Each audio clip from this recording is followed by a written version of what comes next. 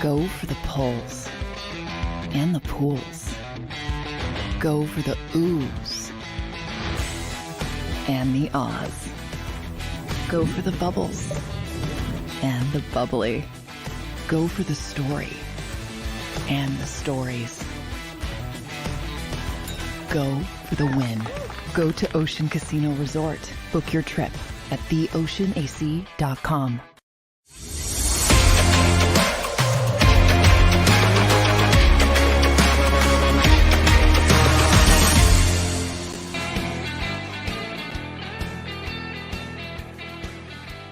Good morning, everybody. Welcome to the Philly Sports Power Hour on this wonderful Football Friday. Good to see some of you guys already in the chat. I saw some of you earlier filling in for John McMullen on Birds 365 at 9 o'clock. So working a little overtime this morning, but loving it. More opportunities to talk Philly sports, the better. But let's get a little roll call from everybody. Want to see who's here for the Power Hour. Get your guys' predictions later on in the show. Good morning, Wine Niners Wine. Good morning, Chuck Hutton. Good morning, Steve Ike. We're going to be joined by Eagles insider Dave Spadaro around 10:20. Got a lot to talk to him about on this Football Friday.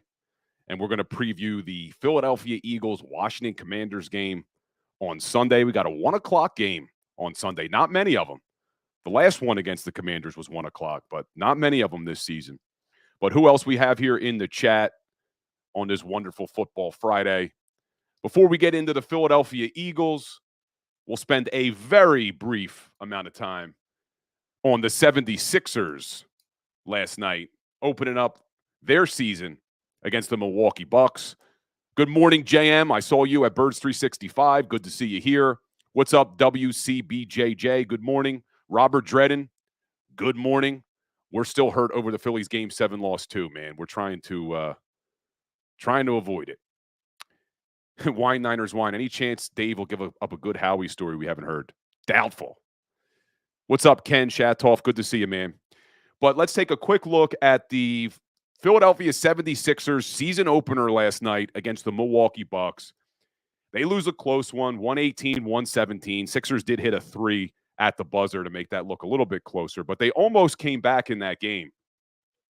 Tyrese Maxey played pretty well. I think the best part of Maxey's game last night was 8 assists, no turnovers, but he looked pretty good. The problem is the Milwaukee Bucks, man. They're just going to be too good. They get Damian Lillard. That's who we wanted the Sixers to get. You add Lillard to that team with the Greek Freak, forget it. It's over. I mean, I can't see how this Philadelphia 76ers team, even with James Harden, and the chance of him playing for the Sixers team, who knows what's going to happen, but how they're going to be able to compete with a team like the Bucks. Lillard puts up 39 points last night. He would have looked so damn good in a Sixers uniform. Doesn't happen, but we'll see. A lot of drama surrounding that Sixers team. I had Farzy on yesterday. We talked about it, and I think Farzy was spot on saying really the only hopes he has is to see Tyrese Maxey have a pretty good season this year. Outside of that, I just can't imagine they make any noise in the Eastern Conference, but we will see. But on a brighter note, our other team in the Philadelphia city, our Flyers, man. Philadelphia Flyers bounce back after a couple tough losses. They dominate last night at home, 6-2 over the Minnesota Wild. Flyers are playing well. Flyers are playing really well. Defenseman Travis Sanheim is off to a great start. Had a goal last night, 2 assists. He's playing close to the top in the NHL in minutes. So a real good year. He didn't have a great year last year, but Sanheim's playing well. Bobby Brink gets his first goal in the NHL, actually puts up 2 last night. Couturier's back playing well. So if you guys are hockey fans, Flyers are playing hard. Flyers are playing hard. But this is a Football Friday, so we're going to spend the majority of our day on our Philadelphia Eagles. And I see Brian Lippincott in the chat. Bobby Brink. That's right. Robert Dredden, Flyers are going to make the playoffs. I hope so, man. I hope so. And like we're starting to see in baseball, where you just have to get in, you've seen it year after year with the NHL playoffs. All you have to do is get in, and you can make some noise. So let's hope the Flyers can keep playing hard, man. That's all we ask for. They don't have a ton of talent, but they're playing really, really hard. So, Fly guys, big Flyers fans. So we'll talk about that a little bit on the show every single week. But Football Friday, Spadaro joining the show, our Eagles insider at the 10:20 hour. But we got a big game on Sunday against the Washington Commanders. I said it yesterday that I was hopeful that after this week, the Eagles will be 2 games up on the 49ers and the Cowboys. But first, the Eagles have to take care of business. We all know what happened in week 4. Game was a lot closer than it had to be. 34-31 overtime win for the Philadelphia Eagles in game 4.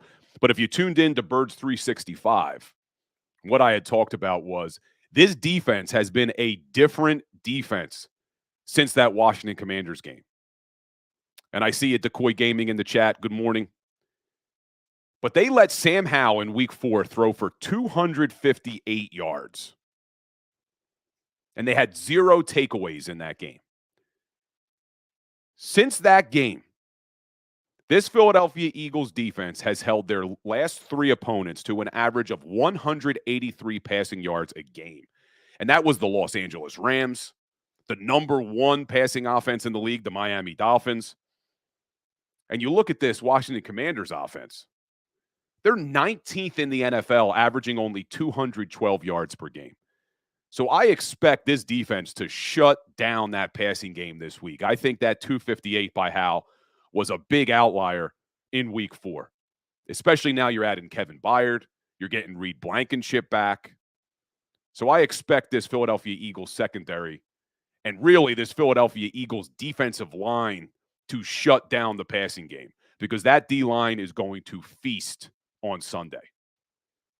This Commanders offense has been absolutely terrible in protecting their quarterback, giving up 40 sacks this season.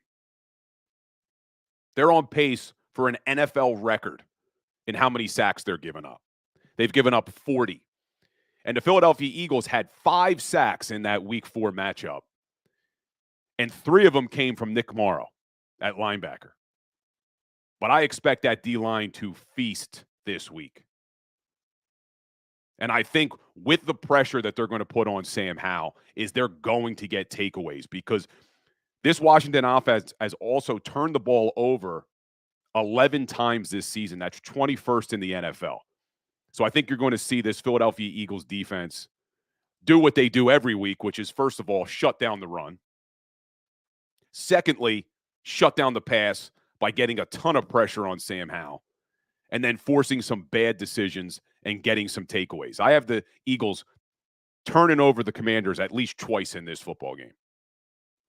And I think that defense is going to absolutely dominate. And we'll get our predictions at the end of the show. I'll get your guys' predictions in the chat. Decoy Gaming asked if they leave Forbes on AJ again. I don't know what Washington's going to try to do. If they're going to put Fuller on him. But AJ's shown nobody's stopping him. Nobody's stopping him. But let's jump over then to that offensive side of the ball for the Philadelphia Eagles. And you look at this Washington Commanders defense. They have not been good at all this year. They have not been good. They are 29th in the NFL, giving up 374 yards per game. That is 29th in the NFL. In the week 4 game, the Philadelphia Eagles put up 415 against them, 311 passing, 104 rushing. And I expect the Eagles to do even more than that this week. But that Commanders defense, 29th in the NFL, giving up 374 yards per game. 29th in the NFL, giving up 27 points per game. 28th in the NFL, giving up 248 passing yards per game. And 22nd in the NFL, giving up 126 yards per game. So this Philadelphia Eagles offense should be able to do whatever they want against this Commanders defense. They should be able to run the ball, they should be able to throw the ball, and they should be able to score a lot of points. Now, the key, which is pretty much the key every single week in the NFL, is protecting the football. And we've seen what turnovers have done to the Philadelphia Eagles, especially in that New York Jets game. They don't turn the ball over. They win that football game. They are a better team. And really, you look at this Commanders defense, the only thing that they've done well this year are 3 areas that the Eagles have actually struggled on offense. Now, I'll give you my prediction at the end. I expect the Eagles to win. Little spoiler alert. But if you look at that Washington Commanders defense, there's 3 areas that they do well that the Philadelphia Eagles offense has struggled. And that's really the only shot the Commanders have. And you guys may be able to guess what those 3 areas are. Number 1, turnovers. The Commanders are 10th in the league, forcing 10 turnovers, and the Eagles are 21st in the league, committing 11. They're actually tied with the Commanders, both turning the ball over 11 times. So you got to protect the ball. Spot on, Vince. I see you in the chat. Protect the ball. That's number 1. Commanders have a lot of takeaways. Eagles have a lot of turnovers. Protect the football. The other one is sacks. As bad as this Commanders defense has been, they are top 5 in the NFL in sacks. They have gotten after the quarterback 23 times this year. And they got 4 guys along that defensive line with double-digit sacks. Montez Sweat, not double-digit sacks, more than 1 sack.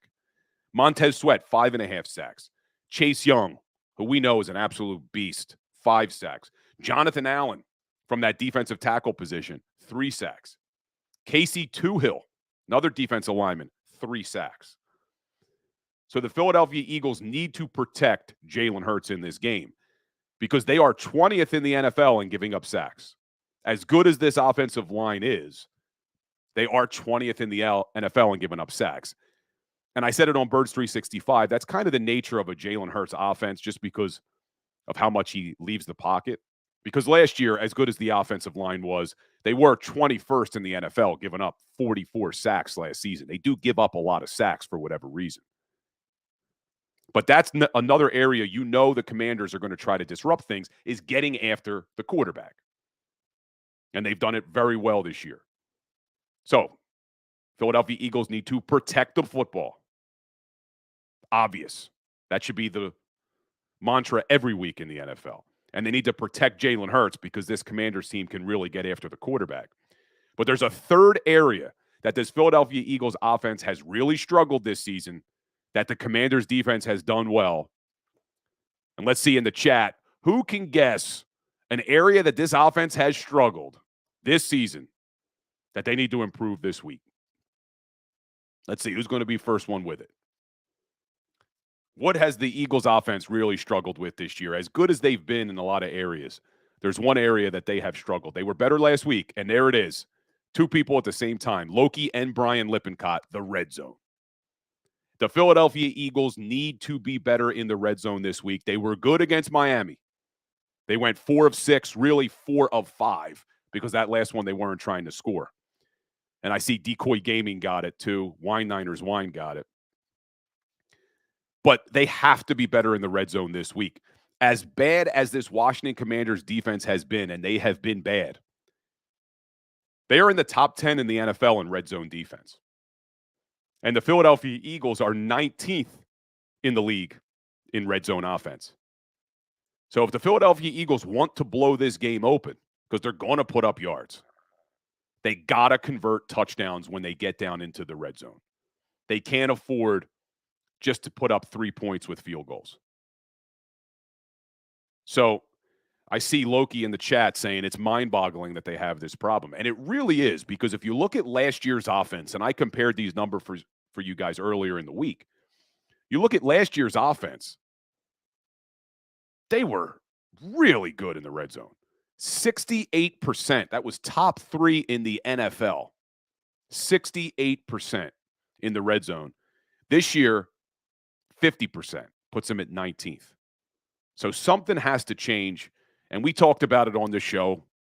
I think it was yesterday. What's going on? What's the problem? Because it's pretty much the same personnel. You replace Miles Sanders with DeAndre Swift. You still have Kenny Gainwell. You replaced Isaac Sayamala with Cam Jurgens and now Sua Opeta. It's pretty much the same personnel. You still have A.J. Brown and Devontae Smith. You still have Dallas Goedert. So it's got to be some of it's play calling, some of it's play design. I think a lot of it is the way the defenses are playing it. But the Philadelphia Eagles need to be better in the red zone, and I'm giving them credit. They were better against the Miami Dolphins. But really, that is the only shot these Washington Commanders have. The only shot they have is to get after the quarterback, try to cause turnovers, and stop the Eagles when they get to the red zone. But even if they do all that, it's going to be really difficult for that Washington Commanders offense to be able to put up points. I know they were able to put up 31 points against the Eagles in week 4, which was just crazy that they were able to do that. You look at what the New York Giants did to the Commanders last week.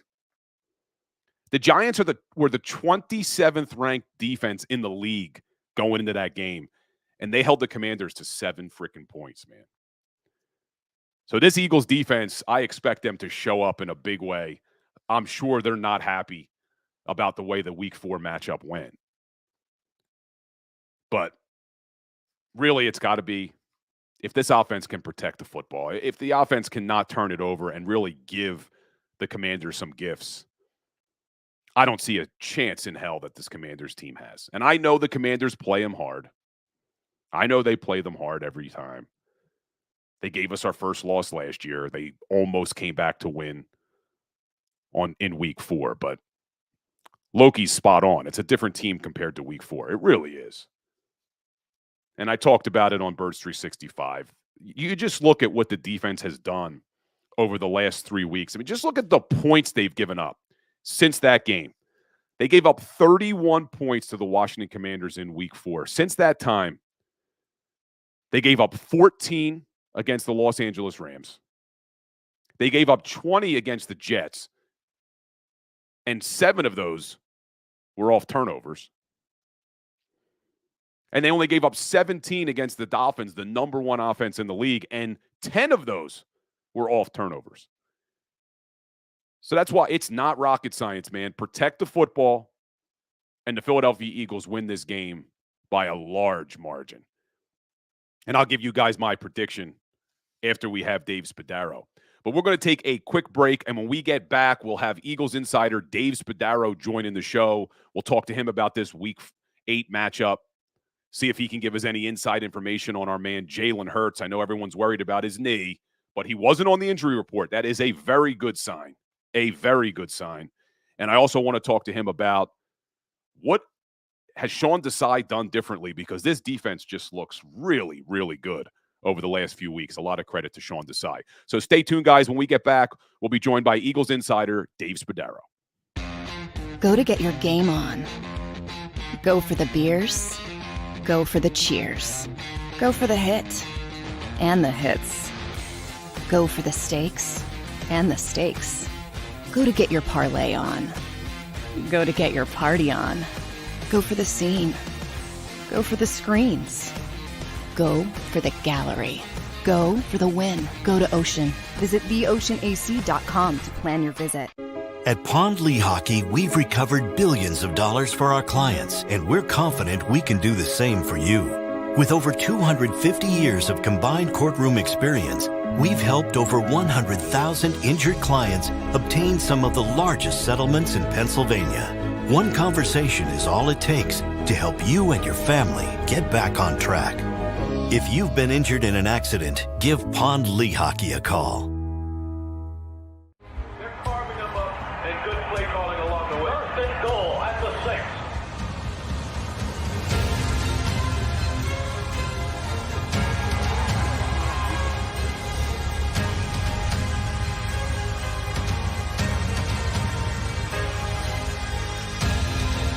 Field of life, First Trust Bank is there for you. Champions on 3. 1, 2, 3. Because Philadelphia dreams deserve a Philadelphia bank.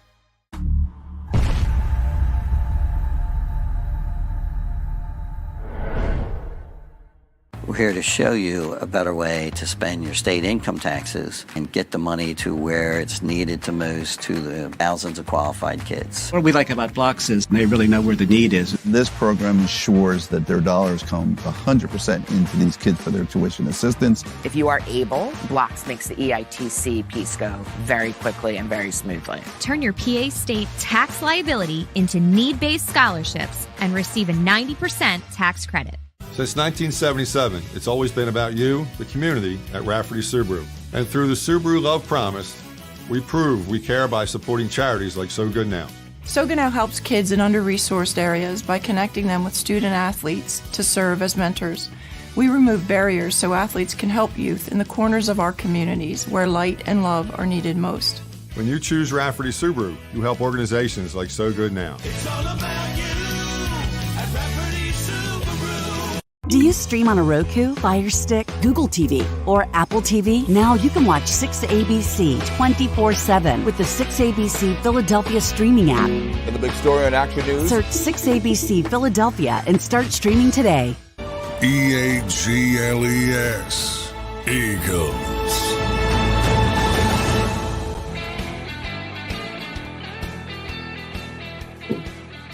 What's up, everybody? Welcome back into the Philly Sports Power Hour. And we are joined by my man, Eagles insider Dave Spadaro on this wonderful Football Friday. How you doing, Dave? Oh, can you hear me? Hey, Bill, I'm good. I'm in an odd location, so I wonder if my connection's okay. Please let me know if my connection's okay. Yeah, can you hear me all right? Yeah, you're sticking a little bit, but go. I'll live through it. Gotcha. What are you already at the Washington Stadium and they got bad internet down there like they do everything else? No, sorry, I'm going to move it. I'm going to give people. I'm at NBC 10. I got a little hit here at 11 o'clock. So I was in the green room there. Tour too while we're at it. Well, this is the for people who don't know. This is what a green room looks like. It's literally a room with a green couch. That's it. All right, so now the light isn't that good, but is that okay? Yeah, as long as you could hear us, we got you. Yeah, all right? I'm cool, man. I'm cool. Sorry about that. Awesome. No worries, man. We appreciate you joining the show. So before we get into this Week 8 matchup against the Commanders, got to just go back and look at that game against the Miami Dolphins. Number 1 offense in the league comes in here, and really an unbelievable performance by that defense. What did you see that impressed you the most on the defensive side of the ball against the Dolphins? I think the discipline that the Eagles played with, the tackling was really secure. You know, there was one play, I think it was maybe the first play of the game, where they get the ball to Tyreek Hill in the flat, and James Bradbury comes in, and you kind of think he's got the right angle, and then all of a sudden, Tyreek Hill's scooted past him, he's on the sidelines. So when you're playing a team that is as fast as the Dolphins, there are so many things to worry about.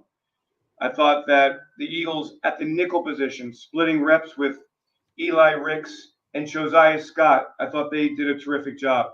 The Eagles took advantage of Miami's offensive line, which I expected, and then Miami lost a player. Look, at the end of the day, the Eagles gave up, in my opinion, 1 touchdown drive, right? The pick 6 was 7 points for Miami. The Jalen fumble led to 3 points, a great hold by the Eagles defense. It was the most impressive defensive performance from Desai. I thought his disguise of his coverage was excellent. I thought the communication was terrific. Bill, I mean, they got the big takeaway with big play Slay in the red zone. I mean, I think we all thought that this was going to be a shootout. And it turned out that the Eagles defense dominated and led the way. And that was really impressive. And we've seen really, when you kind of step back, I know that in this world we are very reactive 1 week to the next. I think if you step back and really look at it, this defense, for the most part, hiccups here and there, but for the most part, has gotten better and better and better. And that's really encouraging. Yeah, I said it before you came on, Dave, that if you look at the last 3 weeks, since they gave up 258 to Sam Howell in Week 4, they're averaging only 183 passing yards against, with really a different secondary every single week. So a great job by that coaching staff. And one question that keeps coming up in the chat every single day of this show is, how much is Matt Patricia helping out on that defense? So, I mean, what has Matt Patricia been to this team and this defensive side of the football? Yeah, no doubt. You know, a veteran, experienced defensive whiz. I mean, who's been able to work in a very collaborative setting. Make no mistake, this is Sean's defense. And Sean is the one who's calling the shots, but he's also one who accepts input from others. And I'm not sure that a lot of coaches in this league do that. So, I mean, but Matt has been a veteran voice in there in that room. The Eagles have not only had to replace the defensive coordinator position, secondary coaches new, linebackers coaches new. So there's been a lot of moving pieces. Matt Patricia knew, and to have this all come together here as we move into week 8, it's really encouraging. The defense seems to have started to find itself and find its identity. And then you go and add a player like, Kevin Byard, we'll see how much he plays on Sunday. But I think it's really, really encouraging that this defense is trending in the right direction. And they're getting contributions, Bill, not only from the players that you expect, but Jalen Carter is an immediate impact player. They're getting, Nakobe Dean is playing more and more and playing better and better. They've played so many players in the secondary and have gotten better and better. And those young players are getting valuable reps. So, but no question, Matt adds to it. And it's all just been a really good mix of coaches and philosophies, and the performance on the field bears that out. And you mentioned Kevin Byard. Philadelphia Eagles just shut down the #1 passing offense in the league. And then Howie Roseman turns around and says, you know what, though? Let's bring in an all-pro safety and add him to this defense. How excited are you about the addition of Kevin Byard at safety? Yeah, very excited. His versatility, his production, his durability, his willingness to do everything that the team concept guy that he is. I'm very excited to see, what they ultimately do with him, because I see him as a piece that you can use in a lot of different ways. And I always remember, I'm not comparing him to Brian Dawkins, who's one of his idols, but the way that Jim Johnson was able to use him in a variety of ways really helped that defense way back in the day. So, and really, C.J. Gardner-Johnson had that ability as well. And the one thing that this defense, I talked to Fletcher Cox yesterday about it, he does feel like the defense is starting to find its identity. And he kept stressing that we need more takeaways. You think about it, Bill, the Eagles hadn't had a takeaway since the Tampa Bay game, I think. Yet the numbers were getting better, but until Sunday, they had not had a takeaway. I think it was 4 games.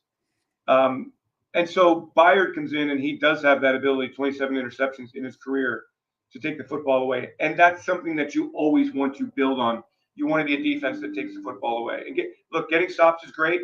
Sacks are huge, but turnovers, takeaways really can really quickly alter a game. And that's something that the Washington Commanders have done a lot of this year, 21st in the NFL, turning the ball over 11 times. The problem is they're tied for 21st with the Philadelphia Eagles. The Eagles have also turned the ball over 11 times. What do you think's going on? It's a little bit uncharacteristic. They did such a good job of protecting the football last year. Why do you think they've turned the ball over as much as they have the first 7 weeks of the season? I don't know. I mean, there's been a couple of goofy ones. The Dallas Goedert turnover, the Jalen gets his arm hit, the ball pops up in the air. That's a takeaway. But I really can't explain it. I mean, it's something that they stress. I expect it to get a lot better. A little bit of carelessness that's got to be corrected. And a lot of it's coming, from Jalen. And that's something he's never been known to do, is turn the football over. Last week, holding the football with 2 hands, trying to break the pocket and create some space. And, he turned the football over. The interception, the ball gets tipped. Look, the guy was right in his face. Maybe he was trying to do too much with it. I don't know. Maybe we give credit to the defensive player for sure. Ball gets tipped up in the air, intercepted, return for a touchdown. So these things are going to happen, but for sure they have to really start declining. To be a championship team, you can't turn the football over. Last season, Hurts was so good. Only 6 interceptions all year, only 2 fumbles lost all year. And then for whatever reason, so far through 7 weeks, already 8 interceptions and 2 fumbles. So I agree with you, though. I think this is something that we know Jalen Hurts. We know his work ethic. He's definitely going to try to fix that. And I expect him to start protecting the football a lot better. Because the one thing this Washington Commanders defense, as bad as they've been this year, and they're in the bottom of a lot of categories, 29th for yards against, 29th for points against. But one thing they do well is take the ball away. They are in the top 10 in causing turnovers, and they're also in the top 5 in generating sacks. So what do you think the key is this week for this Philadelphia Eagles offense to be able to protect the football and protect Jalen Hurts against that front that the Commanders have? Yeah, I mean, I think it is an awareness of the football and ball security, understanding, by the way, that the Commanders were embarrassed last week, losing to the New York Giants. So they're going to get the best, once again, from a Commanders team that took the Eagles to overtime just a few weeks ago. They're not going to have Will Barton. I don't think they're a key loss for Washington.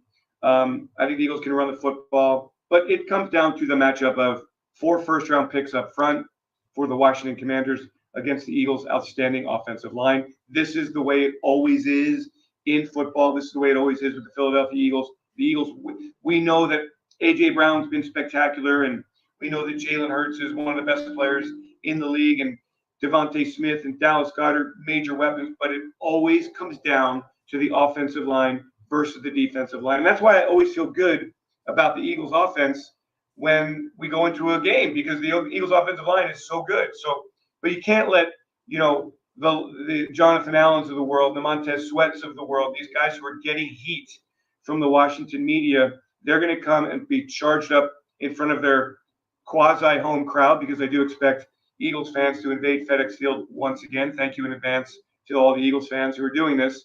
But it'll come down to the offensive line executing. I don't expect Washington to blitz Jalen much. I think they'll come with the Eagles move the football really, really well the last time these teams played. So it just comes down to ball security, Bill. Look, we talked about this last week. The Eagles offense has been great this year, right? Other than, and Jalen said this the other day, they've actually statistically been better in a lot of categories than last year, other than giveaways and red zone. And last week against Miami, 4 for 5 in the red zone until that last kneel down possession. So it was 4 for 6. But the giveaways really hurt the Eagles. So let's hope that the team stays as efficient as they were on Sunday night against Miami in the red zone, and then those giveaways are minimized, and you're going to see an offense that is really taking off.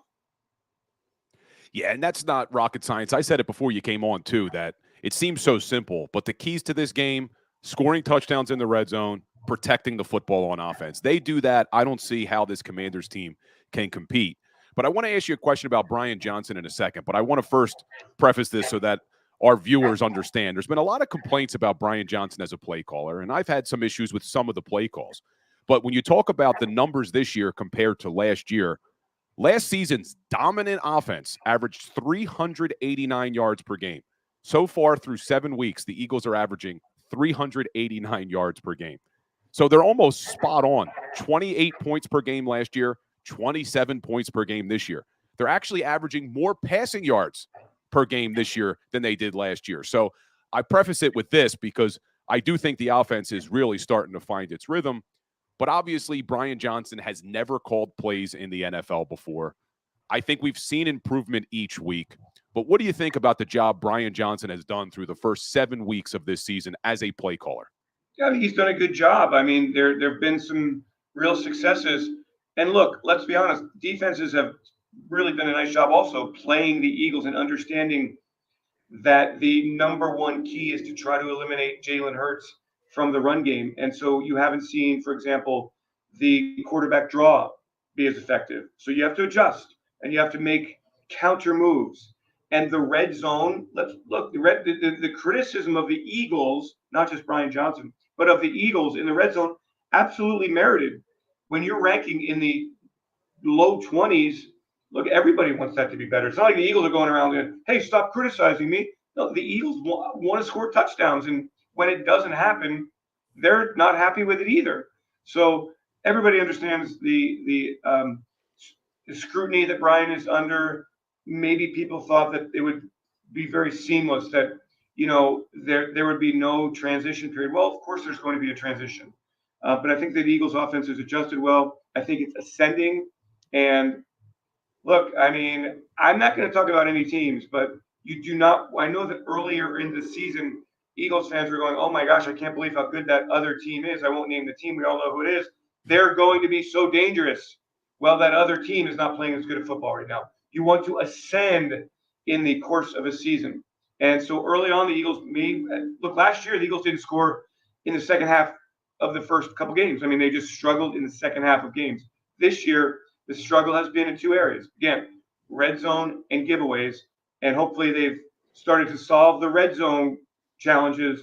Next up, no giveaways. So I think Brian's done a good job, and it will always the goal is always to be better and better and better and better and better. Yeah, and you hit the nail on the head there. Really, the issue is the red zone. And as good as the offense has been, fourth in the league, putting up 27 points a game, they're sitting there at 19th in the NFL in red zone efficiency. If they can fix the red zone, they're going to be really scary with the amount of points that they're going to put up every week. And last week, really, they were good. You said 4 of 6, but it was 4 or 5. And after that first drive that stalled, they went 4 straight drives converting in the red zone, which was huge. And let's talking about 4 straight drives converting in the red zone. How about 4 of 4 on fourth down last week for this Philadelphia Eagles offense? A lot of it was the tush push, but one of them was a 4th and 3, which was not a tush push. How much do you love Nick Sirianni's aggressiveness in those situations? I got to tell you, though, frankly, I was pretty stunned. 10 minutes left in the game, 7-point lead at their own 26-yard line, and he went for it. I mean, that shows a lot of great. So let's go back to what was the game. What was the game earlier in the season when the Eagles went for it, didn't make it, and everybody kind of got on Nick for showing confidence in his players. There was a fourth down that he didn't get in the beginning. Yeah, I'm drawing a blank on the game, but people in our chat will probably know. They know everything in the chat. And but it certainly was a little bit longer. I think it was like a 4th and 7 or something, and he went for it, didn't get it, got a lot of criticism. I mean, the guy just shows confidence in his players. He's an aggressive guy. It is an interesting concept, though, when you really think about it. If you believe, and I'm not saying the Eagles believe this, but I'm saying that just concept-wise, if you believe that, every 4th and 1, the Eagles are going to go for it, right? So then instead of starting at 1st and 10, you're starting at 1st and 9. It kind of shortens everything up for the Philadelphia Eagles. And there's a big advantage to that. So I love the aggressiveness. I love the confidence that he shows in his players. And I think that, again, it goes back to the offensive line. When you can execute a play like the brotherly shove, Bill, I will not refer to it as the tush push. It's got to be the brotherly shove. And other teams just don't do it well. You watch other teams, they just do not do it well. The quarterback just does not drive as Jalen Hurts drives. The offensive line does not create as the Eagles' offensive line creates. Who was it? Kirk Cousins got stopped the other night when Fred Warner jumped over the pile, and Kirk Cousins is like, short stepping it, trying to get that half yard. So the Eagles just run it really well, and I'm all for it, and it shows great confidence in the players, and I think the players appreciate that. And on those 4 for 4 on fourth down, I think the most demoralizing thing for the Dolphins was that was on 3 different drives. All 3 of those drives led to touchdowns. So by going forward on fourth down and extending the drive, they then convert for 7 points. That's just huge, man. Huge. And somebody asked in the chat, and I already know the answer, but they said, did Dave get a Super Bowl ring? You're damn right? You got a Super Bowl ring. Yeah, I have 3 rings. I have the NFC Championship rings from the 2004 and 2022 seasons, and I have of course, the World Championship ring of 2017. And if you like, and I'm not a braggart person by any means, but I'm happy to bring them on next week, and I can show them to people. Or we'll do it during the bye week, Bill, when there's kind of a lull period here. I like that. But yeah, they're very special, and I would love to get another World Championship ring. I've got 2 children, and I'd like to share with the kids. Yeah, that would be pretty damn cool. Pretty damn cool. Well, we mentioned earlier about Howie Roseman bringing in Kevin Byard, which was a great move. So now you bring Byard to this team. He's got a lot of versatility back there. Who do you think now takes that slot corner position that's really been a revolving door the first 7 weeks of the season? Yeah, I mean, that's a great question. Now I know Byard has that ability to do that. I'm not sure that you feed him all of that right now.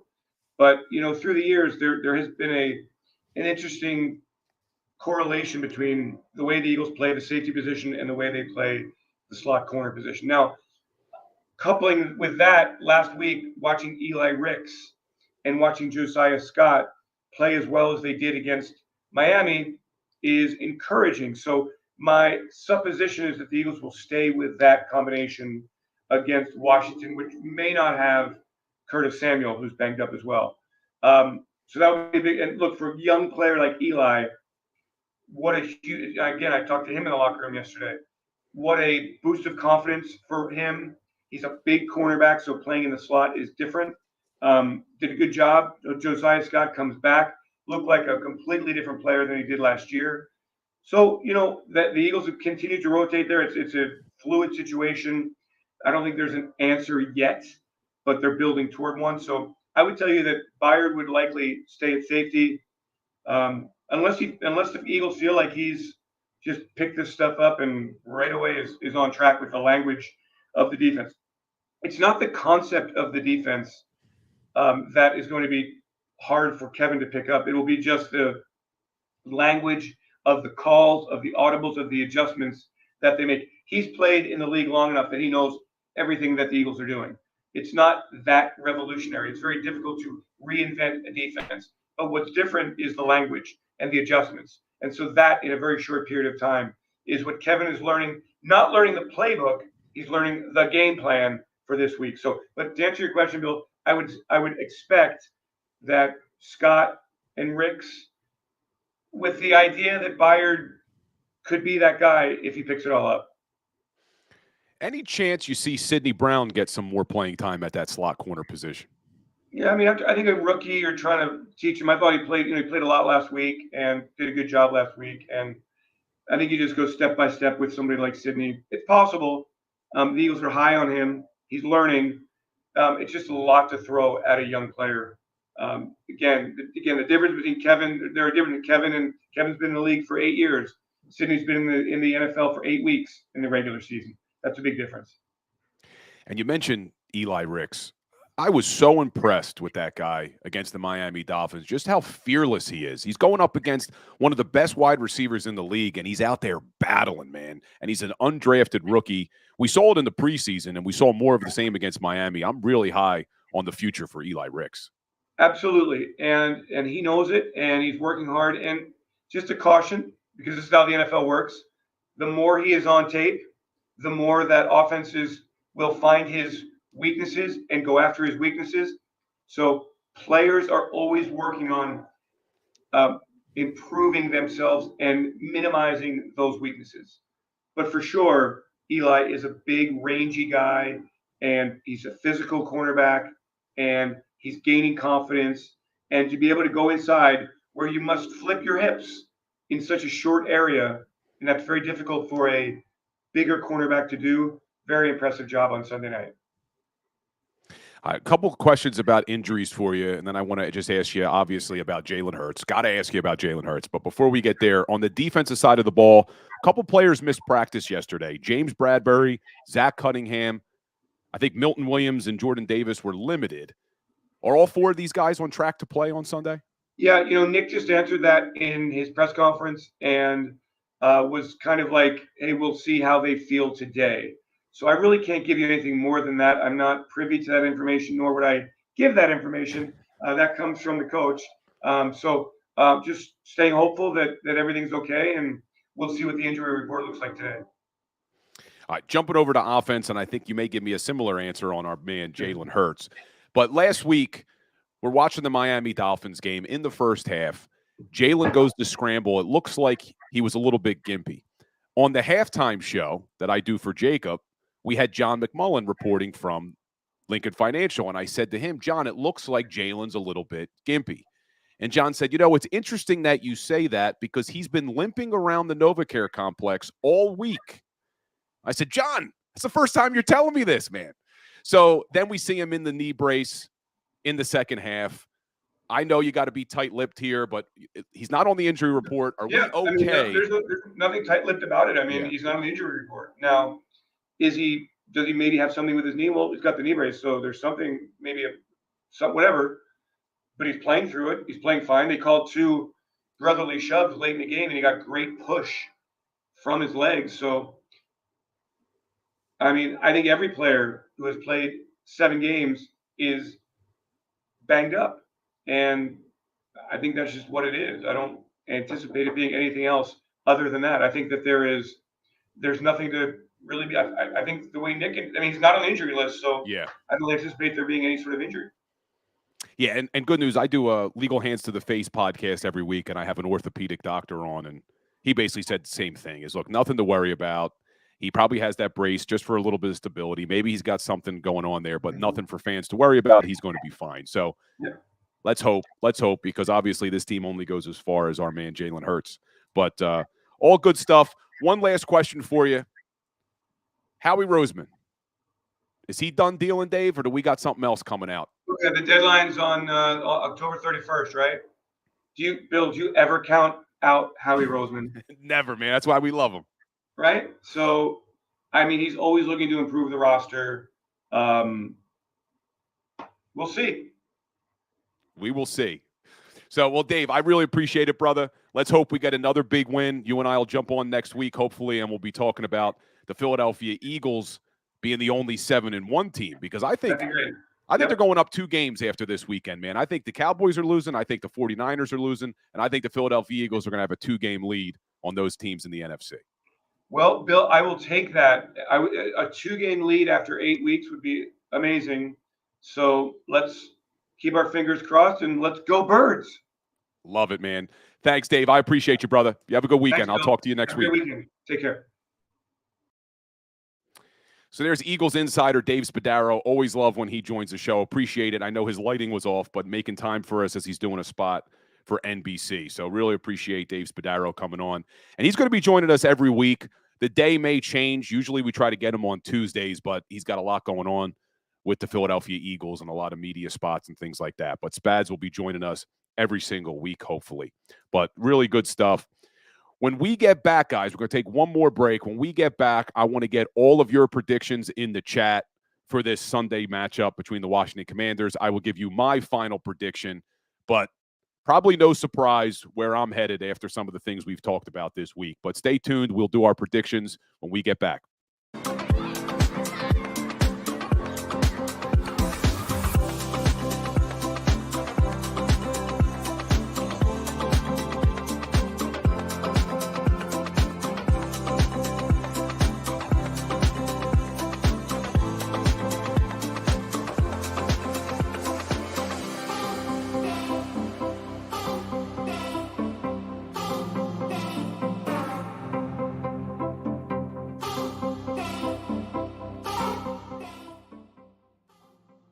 If you own a company and you're not producing a podcast, you're missing out. The public consumes messaging when they're ready. Join the professional podcast network of companies and let JAKIB Media Partners put you in the podcast arena. Come to our professional studio, or we'll come to your place of business and professionally produce your company podcast. Call JAKIB Media right now at 267-261-3428. 267-261-3428.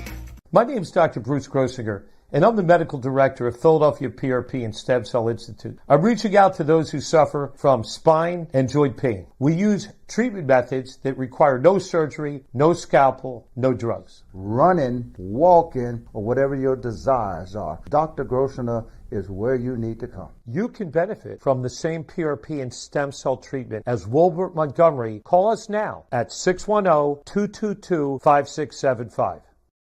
We're here to show you a better way to spend your state income taxes and get the money to where it's needed to most to the thousands of qualified kids. What we like about Blocks is they really know where the need is. This program ensures that their dollars come 100% into these kids for their tuition assistance. If you are able, Blocks makes the EITC piece go very quickly and very smoothly. Turn your PA state tax liability into need-based scholarships and receive a 90% tax credit. Win and save this baseball season from Colony Pools and Power Washing, a local company serving Delaware, Delco, and Chester County since 1970. Are you tired of looking at your green house? Is your roof, siding, deck stained green from algae and mold? Let the experts pressure wash your home and take the pressure off of you. Win with Colony Pools and Power Washing. Call them now at 302-762-2250. That's 302-762-2250.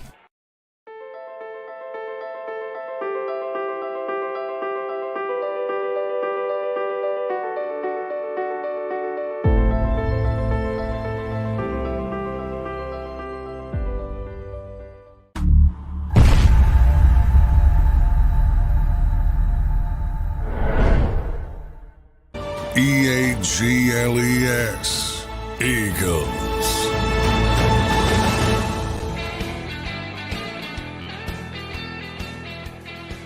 What's up, everybody? Welcome back into the Philly Sports Power Hour.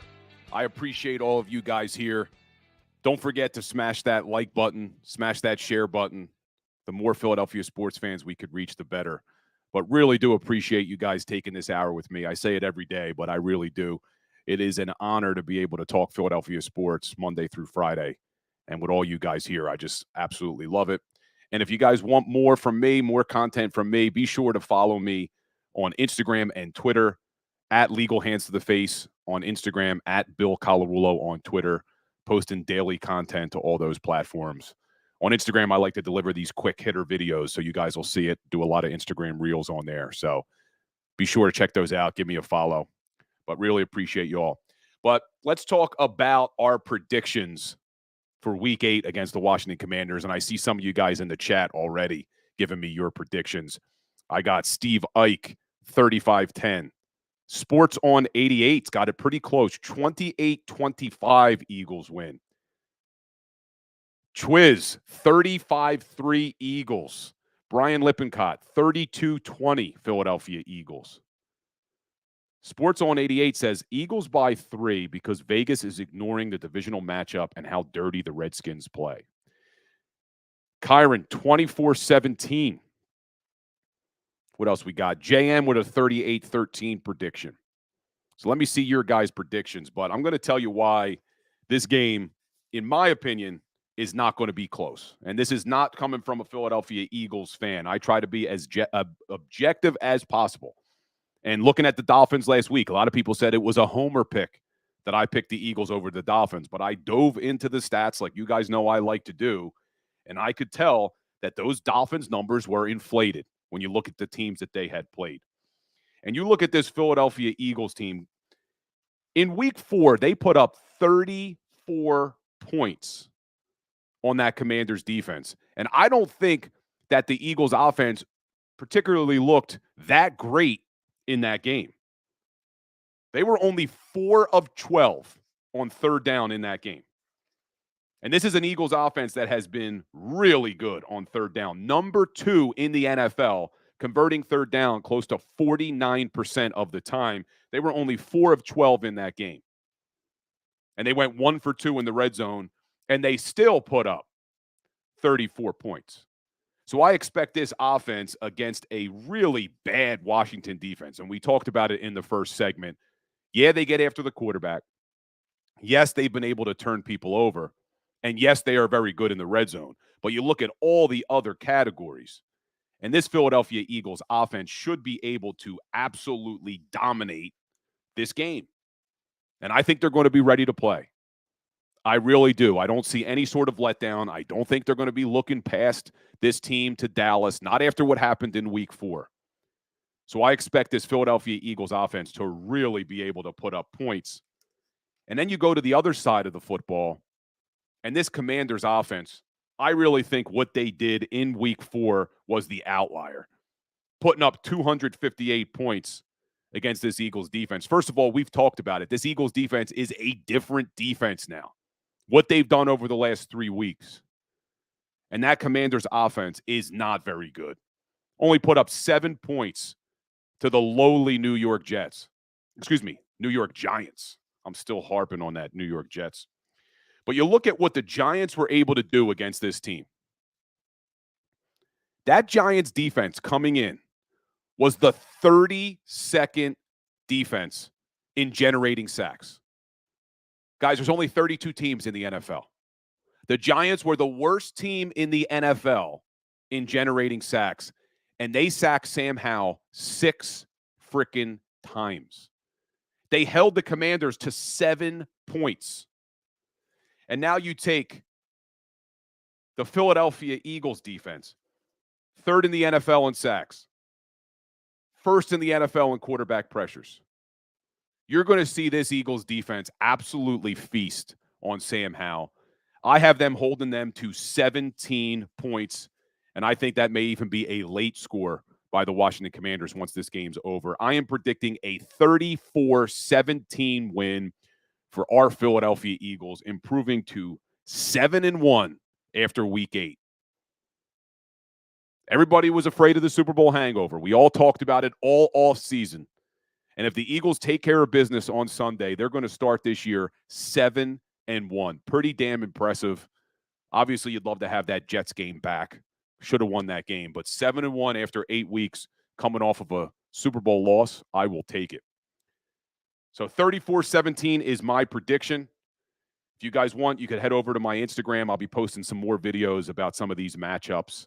But I want to see your guys. Let's see some predictions in the chat. Loki's got it as a 28-9 win. Michael Johnson also 28-9. Wine Niners Wine said there's a blowout. And wow. He thinks Ron Rivera gets canned on Monday. That is a hot take, Wine Niners Wine. Who gets the interim duties? Do they give it to Eric Bieniemy? James Jones got a 27-21 win. Pick a score. You talking to me, Twiz, or are you talking to somebody in the chat? I don't know. But anyway, appreciate all you guys here.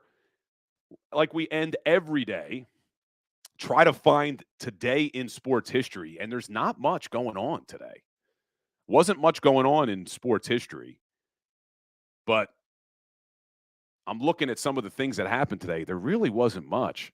I mean, you know it's a bad day when they're giving me Australian cricket. Bob Simpson scores 359 versus Queensland. I mean, there's really nothing that happened today. The one thing is, for New York fans, if you're out there, in 1973 on today, October 27th, it was the first time the New York Islanders ever beat the New York Rangers. So, but not much. Not much. But let's just see some more predictions. James Jones, 27-21, can go either way. I disagree with that. Sports on 88, 34-17 sounds good, but Ron likes to surprise sometimes, but Bird should pull through. Mr. Taz, 36-10. Steve Ike, I had Queenland with 358. But yeah, really love all you guys here. Hit that like button on your way out. Everybody have a great weekend.